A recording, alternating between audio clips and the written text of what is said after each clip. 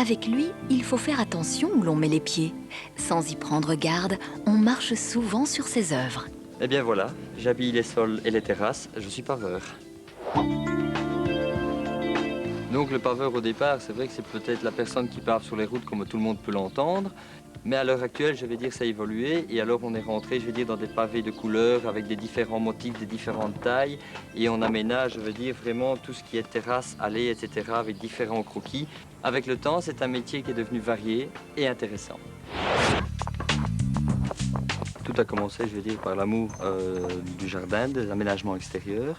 Et alors, bon, le pavage est devenu quelque chose que j'appréciais vraiment. Vu que la demande était là et qu'on s'y est vraiment bien plu, on s'y est perfectionné et on réalise ce genre de travaux à 80% à l'heure actuelle. Donc après les études, j'ai fait une formation d'1 an. J'allais 4 jours sur chantier et 1 jour par semaine à l'école. Et ce que j'aimais le mieux, c'est la pratique, les techniques vraiment poussées, je veux dire, qu'on pouvait voir sur différents chantiers avec les différents niveaux, les différents accès.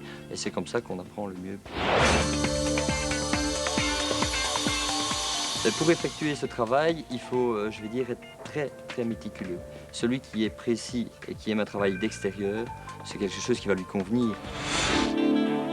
Si j'avais un conseil à donner à un jeune, ce serait de faire une formation vraiment avec quelqu'un de qualifié qui pourrait lui apprendre toutes les ficelles du métier, et c'est là qu'il apprendra vraiment le mieux son métier.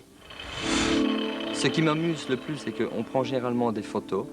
Quand on arrive chez le client, quand tout est terminé, je reprends des photos. Et alors on voit vraiment les phases, mais alors comment c'était avant et comment c'est devenu. Mon métier, c'est ma vie.